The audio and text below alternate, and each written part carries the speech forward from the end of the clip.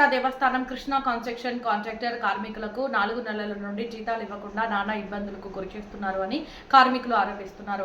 12 గంటలు పనిచేసిన కష్టాన్ని కూడా కొంత కట్ చేసి ఇస్తున్నారని వారు ఆరోపిస్తున్నారు. వారి ఇండియా న్యూస్ ప్రతినిధికి చెప్పుకుంటూ కష్టాలను చెప్పుకుంటూ కన్నీళ్ల పర్యంతమయ్యారు.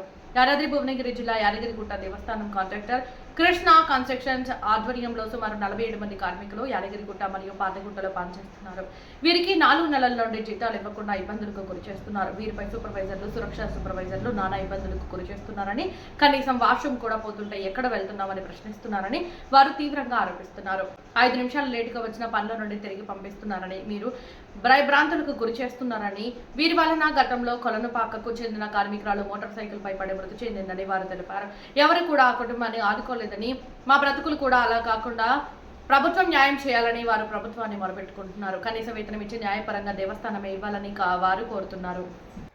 సురక్ష సూపర్వైజర్లు కూడా కార్మికులకు నీ డ్యూటీ పోతుంది, అరే మీ అంత చూస్తాము బెదిరింపులకు పాల్పడుతున్నారని వారు వాపోతున్నారు. సురక్ష కార్మికులను కొండపైకి బిర్యానీ లాంటి పదార్థాలను తీసుకురావాలని బెదిరింపులకు గురి చేస్తున్నారని వారు ఆరోపిస్తున్నారు.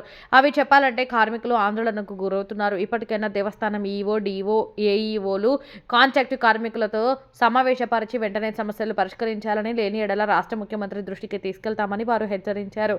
కార్మికులకు ప్రత్యేకమైన ఒక బాక్స్ ఏర్పాటు చేసి ఎవరికి ఎలాంటి సమస్య వచ్చినా ఆ బాక్సులో లెటర్ ద్వారా తెలియజేయాలని వారు కోరుతున్నారు. కొంతమంది సూపర్వైజర్లు మద్యం సేవించి బండబూతులు తిడుతున్నారని, చెప్పలేని విధంగా ఉన్నాయని, తమ భర్తలు కూడా తిట్టారని వారు తీవ్రంగా ఆరోపిస్తున్నారు. ఇప్పటికైనా వాళ్ళ జీతాలు వెంటనే ఇచ్చి వారి కుటుంబాలను ఆదుకోవాలని ప్రభుత్వాన్ని వేడుకుంటున్నారు.